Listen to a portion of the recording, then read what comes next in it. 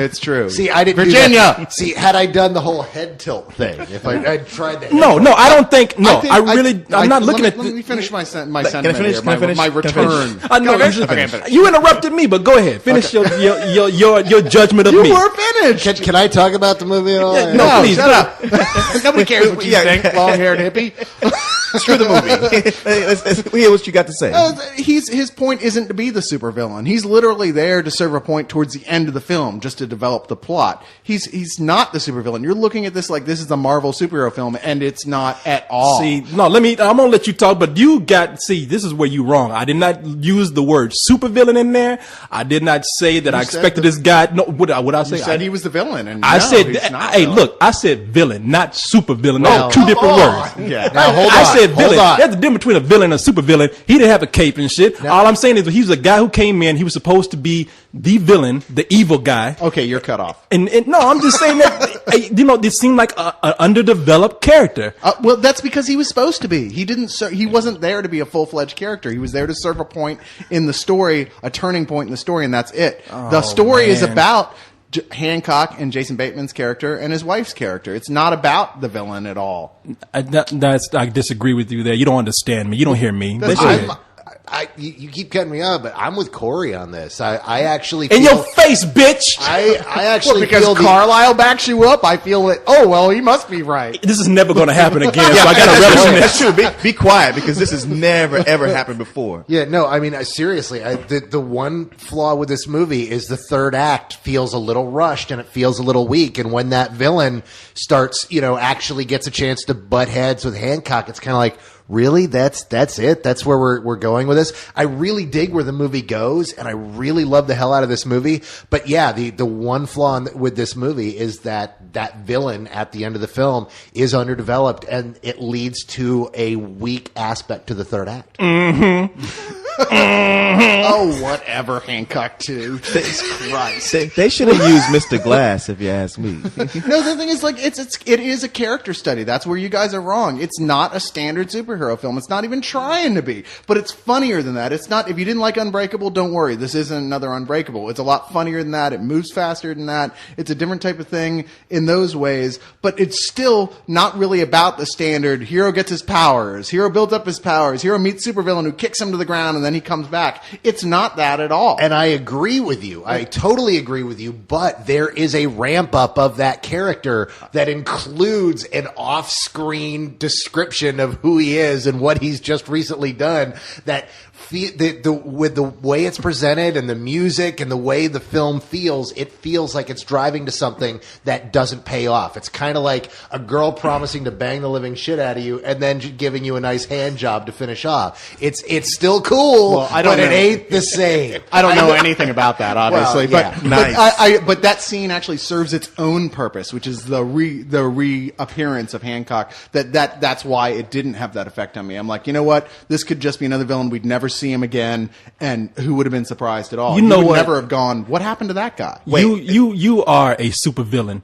You are the condescender. And you were sitting there trying to figure out what everybody's supposed to think about this movie. It's true. And I'm telling you that's not what I'm thinking, man. It's just poor writing in that third half for that particular character. Does he make water on the outside of his soda?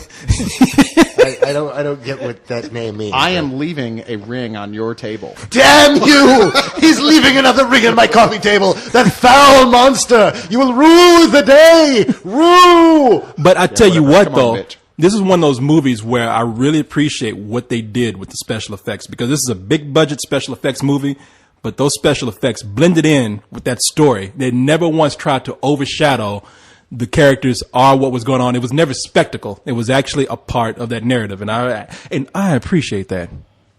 Why y'all looking at me? I'm done. What the fuck? What?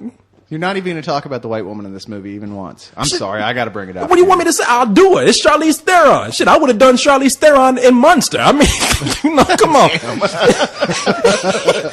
I think that says it all. Yeah, do I need to say that? Anything else? Y'all know this. But that's not what he was talking about. He was talking about the fact that we haven't addressed the fact that she's in the fucking movie. Exactly. She's really good. It has nothing to do with whether or not you do her, Corey. We were talking about the fact that we've been talking about Will Smith, and we kind of left out one of the other main characters. Oh, sorry. She's not in the trailer at all, so a lot of people don't even realize she's here. She plays Jason Bateman's wife and is an integral part of the plot, even though despite the cameraman being the only one who seems to know this in the earlier part of the film. Okay, now that is my other problem with the film, actually. I got to mention, the one thing that bugged the shit out of me in this movie was apparently the cameraman was stationed on a tilt-a-whirl machine and was spinning. Anytime there was a dramatic moment, we had to spin around the character like 6 times until the audience wanted to vomit and said, all right, I want off. And then we went back to a static shot. Damn, you make it sound like this is the Blair Witch Project or something. No, it's not shaky cam. It's this weird kind of, the camera was, there are sequences where the camera is always in motion, and not like shaky, but like it's spinning around for no apparent reason. And in every sequence with Will Smith where there's people around him, it does it, which makes you think that he was working the camera himself on a remote control. It's like that last 10 minutes of The Illusionist, where Paul Giamatti figures out what's going on, and the camera just spins around him and around him and around. Yeah, it's like that over and over again throughout this movie. Damn, I hated that in The Illusionist. I don't know if I could stand to watch it for another hour and a half. Honestly, there were 2 things that bugged me about this movie. That, and the fact that they bring up the weirdest music in it all of a sudden. There's a point where they play the Sanford and Son theme for no reason discernible whatsoever. Except that it's funny. It's a really funny scene, and they start playing the Sanford and Son music, which is this really kind of fun, campy, old school comedy music. But by the same token, it's like, wait, is there? You start thinking, wait, is there a joke here I'm missing? Oh, that's because next 4th of July, Will Smith's going to be in the Sanford and Son movie playing Lamont. Yeah, no, I agree with you, man. It's because really. What? You better take that shit back. No, I love the fact that like it's so close to reality that you had to stop and go like, oh, is he really going to do that? It's canceled. George Carlin was going to play the Red Fox role, but he died. So can't you see that? No joking about Carlin. No, can you see that shit? Like Will Smith as Lamont and Samuel Jackson as Fred Sanford. But don't even mention that because you know they'll do it. I'm coming. Well, they tried to make that with Chris Rock and Samuel Jackson. I remember he said, "You out your fucking mind." yeah, Samuel Jackson be perfect though. I'm coming, Elizabeth. Shit. Okay. Shit. No, it's I'm coming, motherfucker. I'm coming. That's true. Motherfucker, I'm having a heart attack. I'm coming. No, it's no, man. I really did. I like this movie. I like the direction in the movie. I think the direction was great. Peter Berg is great. Charlize Theron, you mentioned, she's great in the movie, and I really love. Oh, God damn it, what's that boy's name? Jason Bateman. Jason Bateman is he's man. I love that guy more and more. Even though I see him in bad movies, I like him a lot. Like I said, the only problem that I had with this movie was the structure of it. And I would still go a very, very, very high matinee on this. I want to give it full price so bad, but I just think it dropped the ball in that third reel.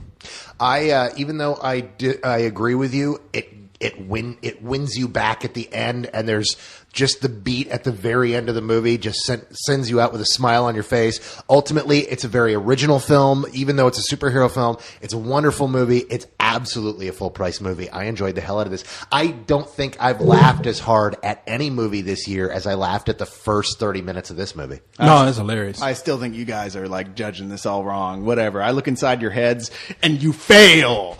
But this is full price for me. I really enjoyed this, and I'm gonna look forward to seeing it again so I can decide whether or not to put it in my top 10 superhero films. I liked it that much. Pussy. But I was not cool. Wait, what? I don't know, man. I had nothing. What kind of non sequitur insult is that? At least say something appropriate. I know. Pussy? That's my old fallback, man. I don't know. Shit, you got to laugh out of him, out of Leon. Yeah, but he's been drinking. Yeah, he's the original Hancock over here. Talking about me, shit. He's just like, yeah, I had a great night sitting in the truck getting drunk with my brother. That's true. Well, one time. One time. One time Leon gets drunk as opposed to most of your life. Wait, one time he gets drunk? Hey, go with it. Weren't we comparing the other black guy to Hancock? Don't switch it over to me. Hey, shit, I'm enjoying this. Yeah, take the heat off me. Shit, y'all. Pussy my ass. Let's go. See, you don't really need to take that from him because when he says shit like that, you just go, Snoopy says what? Snoopy says what? Oh, shit. Nobody even know what y'all talking about. Yeah, I Corey like likes Snoopy. Snoopy. Goddammit, shit. Yeah, it is. That's. To a disturbing degree. Did you see how shitty that last Gumby movie was? Oh my god! Oh god! I don't believe I've nobody even knows what the fuck y'all are talking about right now. I thought you cut it off. I know. I haven't even cut it off since yet. 1967. Gumby. You were the only one who was alive here in 1967. Hey, y'all! I saw it in the theater. Yo, all y'all listening to Force. We been drinking and we just going off. I mean, y'all don't even know what the hell we talking about right now. I'm gonna cut this thing off. Fuck y'all. Okay. Corey, Will Smith's not black. He's a Scientologist. Ha ha. No. I was trying to think of something to come up with after that. I'm like, Well, well, you know, it kind of does back up your theory a bit about Hancock being, you know, the drunken black superhero. I mean, why did they have to make his villain a redneck, a bald redneck who sneers? Now you see, they had a true supervillain right there. The redneck dude should have broke in with a Confederate flag on his shirt. You know? It ain't about racism; it's about pride. Exactly. There you go. So is this Dave Matthews again? What? Dave Matthews was the redneck villain, and you don't mess with the Zohan. Sure, Leon. Why not? he's the Grand Wizard. That's his villain name. Yeah, why didn't they have the Klansmen come in or something? You know, they had an array of supervillains here. When you had your first black superhero, I would have preferred even more to have his supervillain be the Mad Mother. That would have been awesome. Because he's a drunk. what? Oh, the Mad He's a Mother. drunk, so the Mad Mother. Oh, like the MADD? Shut up. You know. Shut up. That's funnier than Grand Dragon. Why didn't they have like? I thought mad. I thought that was dyslexics against mad mothers. Why didn't they just have the angry white father? You know, him come down to you. You fuck my daughter. You know, I mean, that would have been a great supervillain. They had no You way. fought that guy many times. Yeah, you have actually. Of course, I am Hancock. I've lived this story. I've met that supervillain. Because you're what's in hand. Oh, shut up. Corey, I'm not being condescending here, but let's face it. I mean, when was the last time you actually read a comic book? I mean, I don't even have actual books in my house. All I have is ones with pictures. What was the last comic you read? I'm sorry. I've been busy doing mature things, like watching PBS and learning things. God, Wait, are they running Gumby on PBS? I love how he opens up with, I don't mean to be condescending, but because you don't read as many comic books as I do, you cannot truly fathom and understand a comic book geared movie as I can comprehend it. Which actually has kind of been true with most of our reviews of comic book movies. Captain Condescension, once again, back to fight goodness in all of its form. You have to appreciate how he tries to say he's not condescending by making the most condescending remarks one after the other. Oh, yeah. No, he's twirling his mustache at the same time. I wouldn't do it to anyone else, but Corey just brings it out of me. He makes it so easy. I'm not talking down to you. I just know more than you do. You know, I love it when a new Will Smith movie comes out because y'all know people say that I look just like him. You do, right around the elbows. Yeah, that's true. You've got the most Will Smith elbows and knees. His knees. It's true. If you squint really hard, I think you look kind of like Jada Pinkett, too.